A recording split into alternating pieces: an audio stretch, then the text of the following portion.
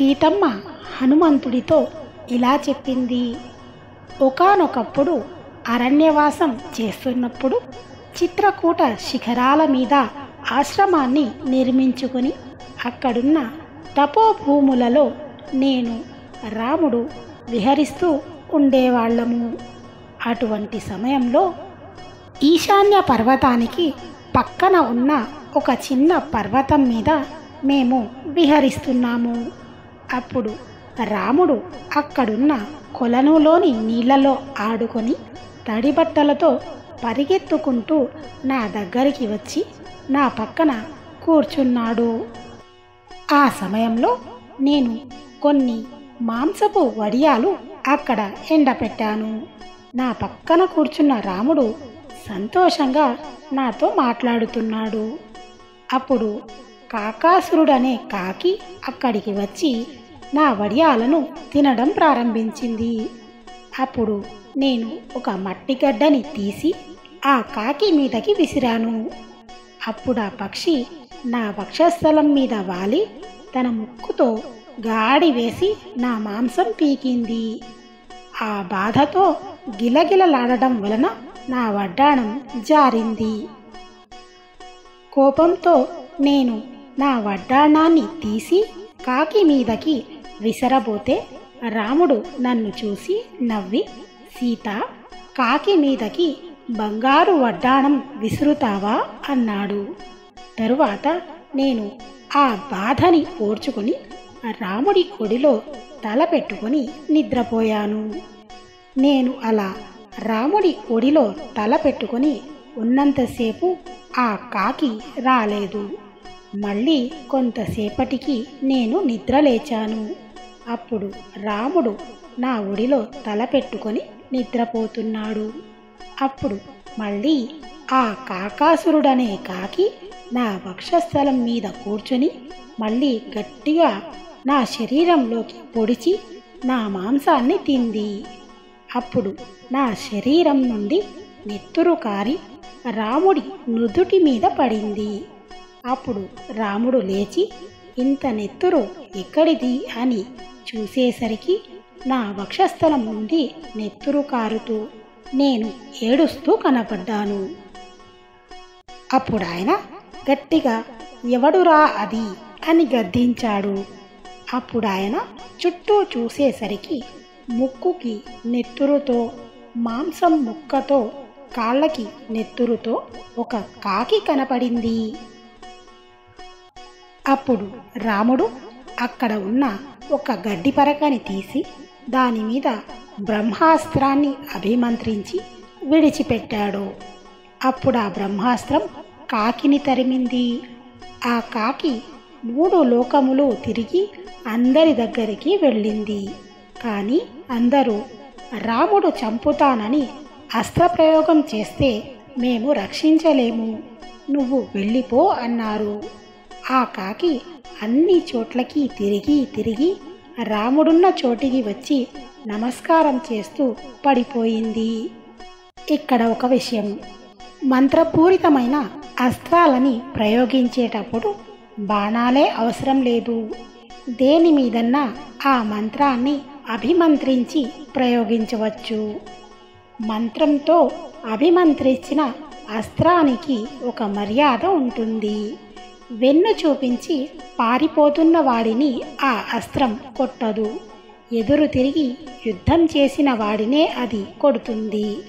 కాకాసురుడు ఆ బ్రహ్మాస్త్రానికి ఎదురు తిరగకుండా వెన్ను చూపించి పారిపోతున్నాడు కనుక అది ఆయనను సంహరించలేదు.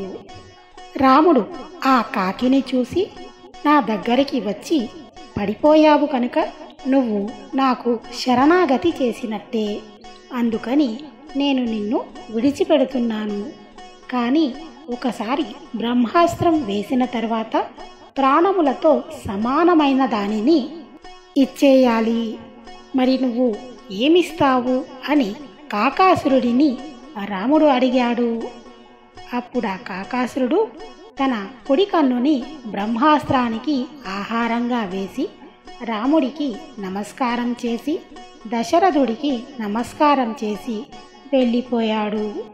ఆనాడు ఒక కాకి మీద బ్రహ్మాస్త్రం వేసిన రాముడు ఇవాళ ఎందుకు ఊరుకున్నాడో ఆలోచించమని ఒకసారి రాముడికి చెప్పు అని సీతమ్మ కాకాసుర వృత్తాంతాన్ని హనుమకు చెప్పింది. ఇక్కడ ఒక ముఖ్యమైన విషయం, రాముడికి రావణుడికి అప్పటి వరకు ఎటువంటి శత్రుత్వం లేదు. ఇంకా కొన్ని సంవత్సరాలలో అరణ్యవాసం పూర్తయి రాముడు అయోధ్యకు వెళ్ళిపోతాడు. అవతార ప్రయోజనం కోసం రావణుడు సీతమ్మను ఎలాగో అపహరిస్తాడు. కానీ సీతమ్మకి ఏదైనా అపకారం జరిగితే రాముడు ఎలా స్పందిస్తాడో చూద్దామని దేవతలు ఇంద్రుడి కొడుకైన కాకాసురుడిని పంపారు. ఆ కాకాసురుడు కాకి రూపంలో పర్వతం మీద ఉంటాడు. అప్పుడు హనుమంతుడు, అమ్మా, కాకాసుర వృత్తాంతం చెప్పావు, దీనితో పాటుగా ఇంకొక అభిజ్ఞానాన్ని ఇస్తావా? తీసుకువెళతాను అన్నాడు. అప్పుడు సీతమ్మ తన పవిట కొంగుకి కట్టి ఉన్న మూటని విప్పి అందులో ఉన్న చూడామణిని ఇచ్చింది. ఈ చూడామణిని వివాహ సమయంలో నా శిరస్సు యందు మా అమ్మ అలంకరించింది. నువ్వు దీనిని రాముడికి ఇవ్వు. అప్పుడు రాముడికి ఏకకాలంలో ముగ్గురు జ్ఞాపకానికి వస్తారు. మా అమ్మ, దశరథుడు, నేను రాముడికి జ్ఞాపకం వస్తాము అంది. హనుమంతుడు ఆ చూడామణిని కళ్ళకి అద్దుకొని రాముడు ఇచ్చిన ఉంగరాన్ని ఎలా భద్రపరుచుకున్నాడో అలా చూడామణిని కూడా జాగ్రత్తగా భద్రపరుచుకున్నాడు. సీతమ్మ ఆభరణం చేతిలో పడగానే ఆయనకి విశేషమైన శక్తి, ధైర్యం కలిగింది. మళ్ళీ సీతమ్మ అన్నది, ఒకనాడు నేను రాముడితో కలిసి విహరిస్తున్న సమయంలో నా నొసటన పెట్టుకున్న తిలకం మరుగున పడింది. అప్పుడు రాముడు అక్కడున్న ఒక కుంకుమ శిలని అరగదీసి నా నొసటన చుక్క పెట్టాడు. ఈ విషయాన్ని కూడా రాముడికి జ్ఞాపకం చెయ్యి అంది.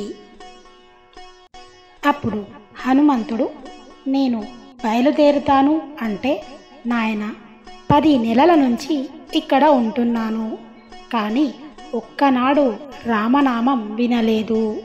ఇన్నాళ్ళకి నువ్వు వచ్చి రామకథ చెప్పావు. నా మనస్సు పొంగిపోయింది. ఇంత తొందరగా నువ్వు వెళ్ళిపోతాను అంటే నాకు బెంగగా ఉంది. ఎక్కడైనా ఒక రహస్య ప్రదేశంలో ఇవాళ ఉండి రేపు నాకు కనపడి మళ్ళీ ఒక్కసారి ఆ రామకథ చెప్పవయ్యా. ఇవాల్టికి ఉండిపోవా హనుమా అని ఇంటి నుంచి దూరంగా వెళ్ళిపోతున్న కొడుకుని కన్నతల్లి అడిగినట్టు సీతమ్మ హనుమంతుడిని అడిగింది. అప్పుడు హనుమంతుడు, అమ్మా, నువ్వు బెంగపడవద్దు, రాముడు కూడా నీ మీద బెంగ పెట్టుకొని శోకిస్తున్నాడు అన్నాడు. అప్పుడు సీతమ్మ, నువ్వు చెప్పిన మాట నాకు మళ్ళీ శోకం కలిగిస్తోంది. రాముడు నా కోసం శోకిస్తున్నాడన్న మాట చాలా బాధగా ఉంది హనుమ. నువ్వు వస్తావు, గరుత్మంతుడు వస్తాడు, వాయుదేవుడు వస్తాడు, 100 యోజనాల సముద్రాన్ని దాటి ఇంకా ఎవరూ ఇక్కడికి రాలేరు. మరి రావణ సంహారం ఎలా జరుగుతుంది అని అడిగింది. అప్పుడు హనుమంతుడు అన్నాడు, సుగ్రీవుడి దగ్గర నాతో సమానమైన బలం ఉన్నవాళ్ళు ఉన్నారు, నాకన్నా అధికమైన బలం ఉన్నవాళ్ళు ఉన్నారు, కానీ నాకన్నా తక్కువ బలం ఉన్నవాళ్ళు సుగ్రీవుడి దగ్గర లేరమ్మా. నేను వెళ్ళి రాముడికి చెప్పి తొందరలోనే వానర సైన్యంతో లంకా పట్టణానికి వచ్చి రావణుడిని సంహరిస్తాము అన్నాడు. మరి ఆ తరువాత జరిగిన రామాయణ కథను మనం నెక్స్ట్ ఎపిసోడ్లో చెప్పుకుందాం. వీడియో నచ్చితే లైక్ చేయండి. మీరు లైక్ చేయడం ద్వారా ఎక్కువ మందికి వీడియో చేరే అవకాశం ఉంటుంది. మరిన్ని మంచి వీడియోస్ కోసం మా ఛానల్ని సబ్స్క్రైబ్ చేసుకోండి. జై శ్రీరామ్.